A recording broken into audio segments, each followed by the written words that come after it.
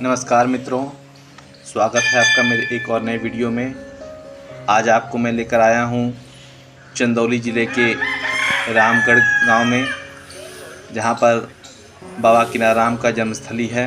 इस आश्रम में प्रवेश करने के उपरांत आप देख सकते हैं सामने ये आप बाबा किनाराम का ये कूप, इसकी बहुत ही चमत्कारिक महत्ता है। कहते हैं कि इस कुएं के जल से स्नान करने से और इस जल को पीने से कई तरह के असाध्य रोग ठीक होते हैं। यह राम सागर का जल औषधि है, न कि कुआं का पानी। मित्रों, आपको इस कुएं की कथा बता दूं कि कुएं की कथा कुछ इस प्रकार से है कि यह कुआं गोहरे से बना है, यानी कि जो कि गाय के गोबर से जो कंडा बनता है, जो गोहरा बनता है, उससे इस कूप का निर्माण हुआ है। मित्रों, इस कुएं का कथा कुछ इस प्रकार है कि एक बार महाराज श्री किनाराम घूमते हुए अपनी जन्मभूमि रामगढ़ में वट वृक्ष के नीचे स्थित अपनी कुटी में पधारे। माई राम अवधूतिन ने निवेदन किया और प्रार्थना की, महाराज, यहाँ कुआं न रहने के कारण दूर दराज से जल लाना पड़ता है।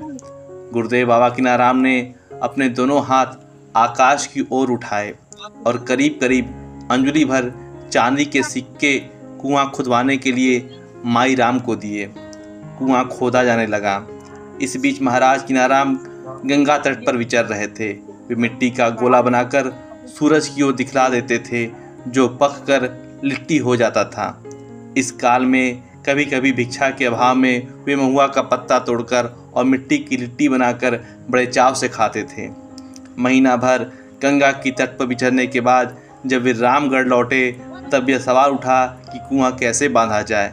माई राम ने इंतजाम कर कुछ पतली ईंटें तैयार करवाईं, किंतु ईंटें पूरी नहीं पड़ती थीं। महाराज श्री किनाराम ने कहा, गोहरा इकट्ठा कर कुआं जोड़ दो।